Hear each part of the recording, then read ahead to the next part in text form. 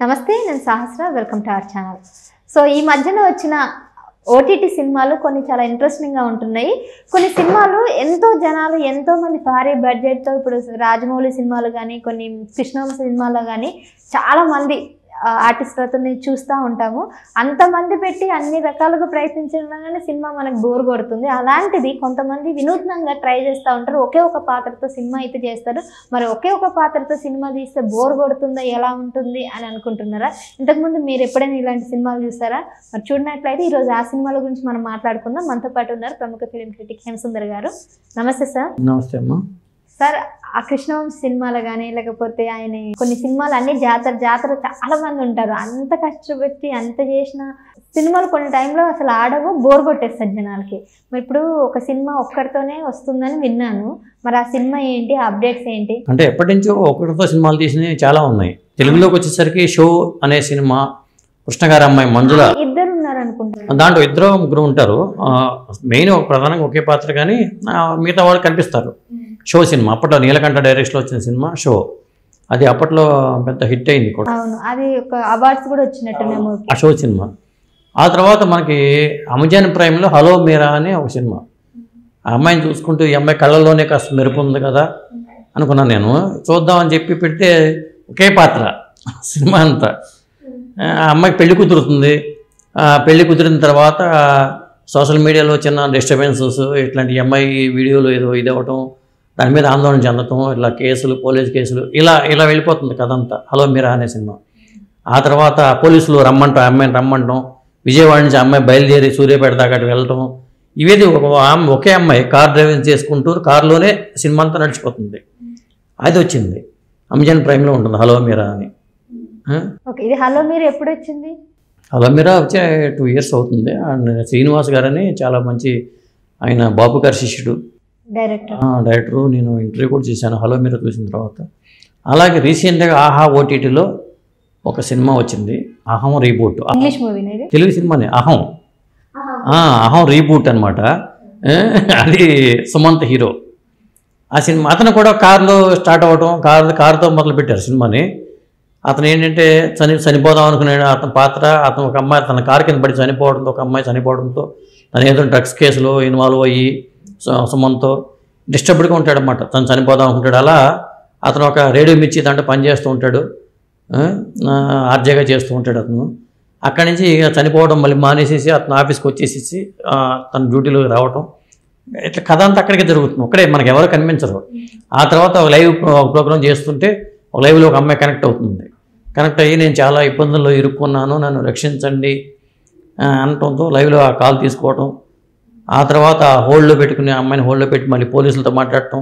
అంటే మిగతా పాత్రలన్నీ కూడా ఈఎంఐ కానీ, లేకపోతే ఏసీపీ కానీ, ఇలా మిగతా పాత్రలన్నీ కూడా వాయిస్ రూపంలోనే మనకు కనిపిస్తూ ఉంటాయి. మిగతా ఎవరో మనకు కనిపించరు, ఒక సుమంత్ మాత్రమే కనిపిస్తాడు. అంటే ఒక పాత్రను పెట్టి 2 గంటల పాటు సినిమా తీయడం అంటే మామూలు విషయం కాదు. కూర్చోబెట్టడం అనేది మామూలు విషయం కాదు. ఒక ఆడియన్ని ఒక అరగంట సేపు కూర్చోబెట్టాలంటే పెద్ద టాస్క్ అది ఒక డైరెక్టర్కి. అవును, అలాంటిది అహం రీబూట్ కూడా మనకి ఇంట్రెస్టింగ్గా ఉంటుంది. మనకు ఆ ఫీలింగ్ రాదు, అరే మిగతా వాళ్ళు కనపట్టలేదు అనే ఫీలింగ్ మనకు రాదు. దాదాపు ఆ 2 గంటల సేపు కూడా చివరికి ఆవిడ ఎవరు ఏంటి అనేది కూడా రివీల్ చేశారు.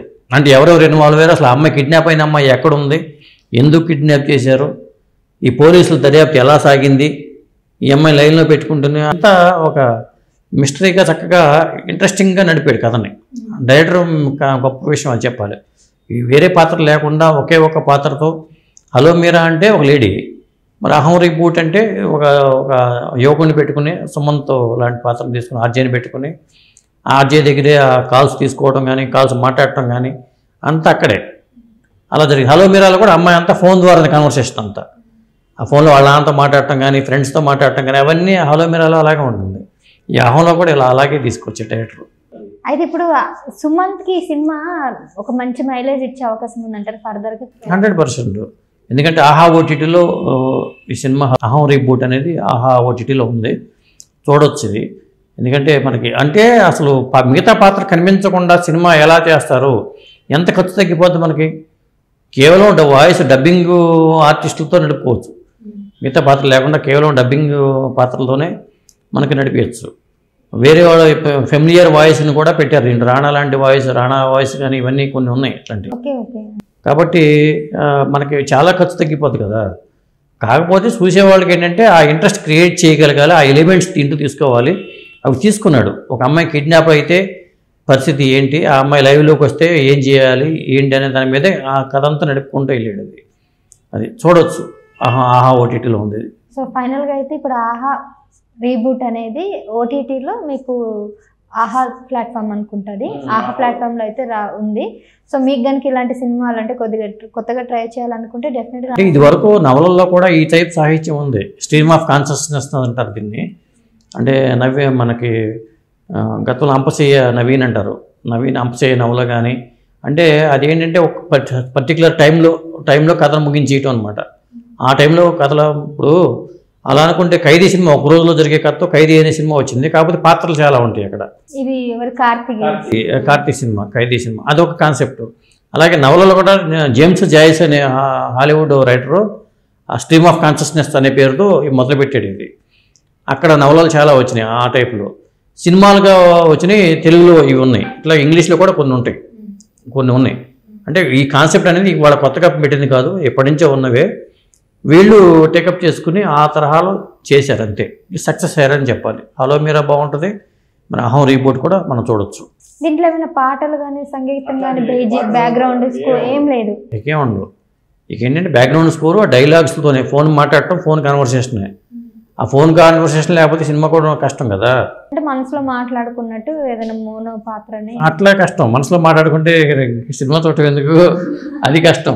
ఫోన్లలో ఒక ఇన్సిడెంట్ ని ఎక్స్ప్లెయిన్ చేయబోతున్నారు ఆడియన్స్ కి. ఇన్సిడెంట్ అంతే చెప్పడం. ఈ కిడ్నాప్ అయిన అమ్మాయిని రక్షించారా లేదా, ఈ ఆర్జే తను ఇరుక్కున్న కేసు నుంచి ఎలా బయటపడ్డాడు అనేది ఒక కథలోనే ముగింపించేసాడు దానికి. ఆ కథను మళ్ళీ ఆత్మతోనే ముడిపెట్టి ముగించడం అనేది గొప్ప విషయం దీంట్లో. Right sir.